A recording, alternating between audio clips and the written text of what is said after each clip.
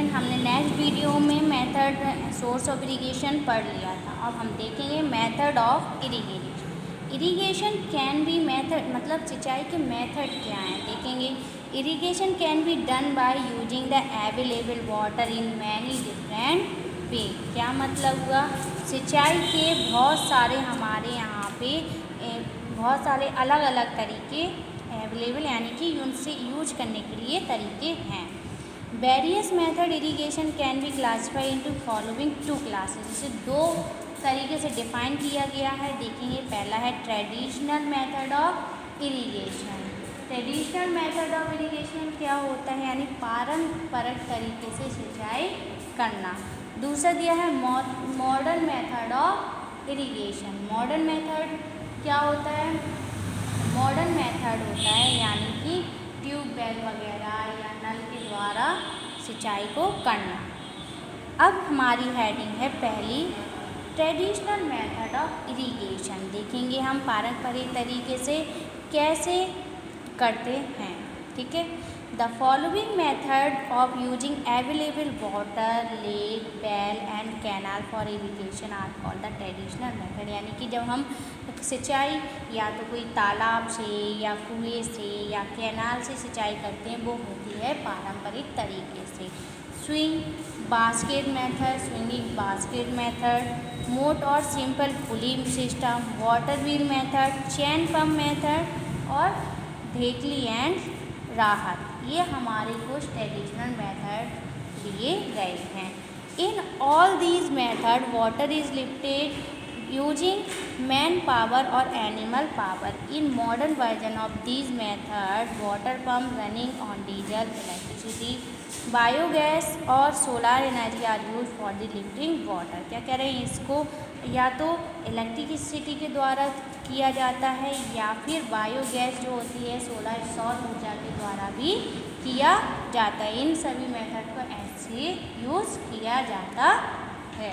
Next heading है हमारी modern method of irrigation, यानी सिंचाई के आधुनिक तरीके क्या होते हैं देखेंगे।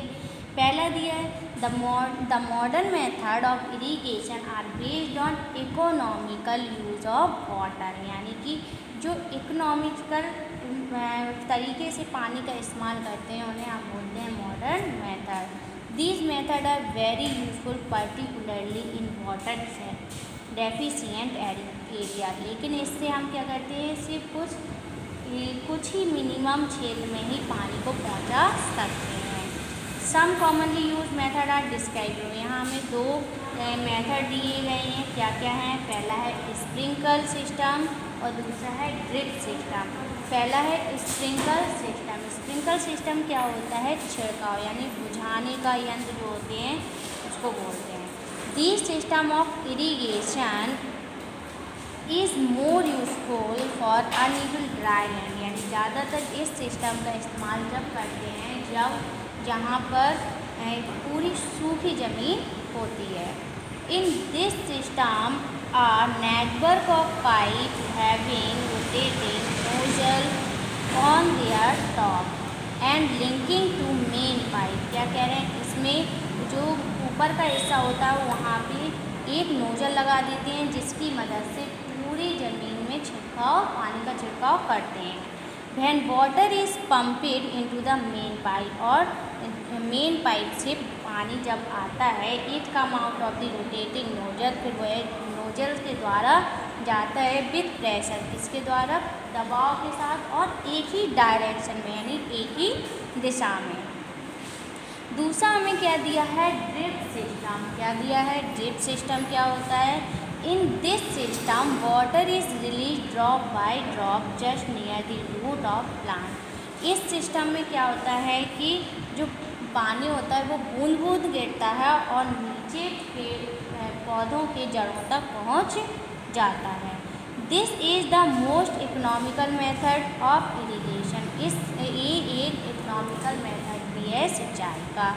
It is high suitable for water deficient region, और ये सबसे ज़्यादा सुइटेबल है किसके लिए, सिंचाई का।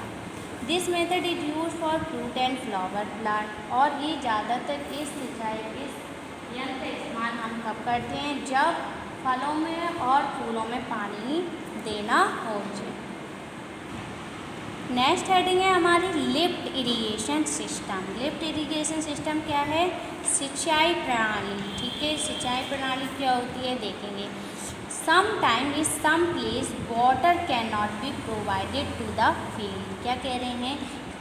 कुछ समय पर कुछ जगह पर कुछ समय पर पानी provide to the field level of the field higher than to the source of water. क्या कह रहे हैं? ज़्यादातर काफ़ी मैदान होता है और वहाँ पे हम लोग पानी के स्रोत कम होते हैं। इन सच प्लेस, ऐसी जगह पे क्या कहते हैं? A lift irrigation scheme is installed to lift water for irrigation purposes from river, canal and surface water bodies. तो वहाँ पे हम लोग किसकी मदद से? नदी की मदद से या कैनाल की मदद से पानी का इस्तेमाल करते हैं। रिक्वायर्ड कंस्ट्रक्शन, वहाँ पे हम लोग बनाते हैं ताकि हम लोग वाटर सप्लाई को बनाते हैं ताकि थ्रू एन इंटैक्ट पाइप, और पाइप लंबी सी पाइपलाइन रहते हैं जिसके द्वारा हम लिफ्ट पानी की सिंचाई कर सकते हैं, खेतों को अच्छे से सींच सकते हैं। इसे हम बोलते हैं लिफ्ट इरिगेशन सिस्टम। अब है water logging. Water logging means क्या होता है? पानी looping. When too much water is given to the soil। क्या कह रहे हैं? जब हम मिट्टी को पानी देते हैं, it become wet, गीला करते हैं, water accumulated around the plant, तो हमारा जो पानी होता है वो पेड़ पौधों के चारों तरफ पहुंच जाता है। दिस कॉल्ड एक्सेसिव इरिगेशन या वाटर लूपिंग। इसी को हम बोलते हैं water logging. Excessive irrigation harmful to the crop of following with. इससे नुकसान क्या होता है? इस सिंचाई से क्या नुकसान होता है देखेंगे। Excess water and wet soil do not permit proper aeration of the seed root. क्या कह रहे हैं? वाटर लॉगिंग में अच्छी तरीके से सीड रूट तक यानी कि बीजों के जड़ों तक पानी नहीं पहुंच पाता है। सेकंड दिया है water logging increasing the amount of salt in the soil and damage the soil fertilize. और ज़्यादा पानी, ज़्यादा अमाउंट यानी ज़्यादा मात्रा में जब पानी देते हैं तो इसमें क्या हो सकता है? हमारी जो मिट्टी है वो खराबी या नष्ट हो सकती है। अब हम कुछ ओरल क्वेश्चन देखेंगे। Name two commonly used agriculture implement. क्या मतलब हुआ? दो नाम बताने जो हम लोग, दो औजारों के नाम बताने जो हम लोग खेती बाड़ी में इस्तेमाल करते हैं। सेकंड क्या दिया है? What is the process of losing and turning the soil pot. कि उस प्रोसेस, उस क्रिया को क्या कहते हैं जब हम मिट्टी को टाइट करते हैं, वो ढीला करते हैं और टर्निंग करते हैं। थर्ड क्या दिया है? Name the process of sowing seed scattering then the field by hand. जब हम हाथों के द्वारा बीजों को बोते हैं उस क्रिया को हम लोग क्या कहते हैं। फोर्थ दिया है name a modern method irrigation which best suited for water deficient and uneven land. उस मॉडर्न मेथड का नाम बताना है जिसमें वाटर डेफिशिएंट ज़मीन में हो जाता है। फिफ्थ है नेम टू क्रॉप। उन दो फसलों के नाम बताना है। Regular irrigation but not in, उसमें पानी लगातार लगाते हैं लेकिन खड़े होकर पानी नहीं देते हैं। नेक्स्ट हेडिंग है हमारी application of fertiliser and manure, यानी कि उर्वरकों और खाद के आवेदन। क्या मतलब हुआ? Application of fertiliser and manure. उर्वरकों और खाद के आवेदन क्या है? The upper layer of the soil is rich in various nutrients. जो सबसे ऊपर मिट्टी की लेयर होती है वो क्या होती है? उनमें सबसे ज़्यादा पोषण तत्वों की ज़रूरत होती है। Plant needed nutrient for their growth, क्योंकि प्लांट को उगने के लिए सबसे ज़्यादा ज़रूरत होती है न्यूट्रिएंट यानी पोषण तत्वों की। Plant get their nutrient from the soil, और ये न्यूट्रिएंट पेड़ पौधे मिट्टी से प्राप्त करते हैं। So the nutrient get used up gradually, इसलिए इन्हें न्यूट्रिएंट पोषण तत्वों को लेते रहना चाहिए। As a result the fertility of the soil decreases, और उसकी जैसे जैसे हम लोग फसलों को उगाते जाते हैं इसलिए हमारी मिट्टी की जो उर्वरता होती है वो कम होती जाती है। To maintain the fertility of the soil these nutrient must be added to it.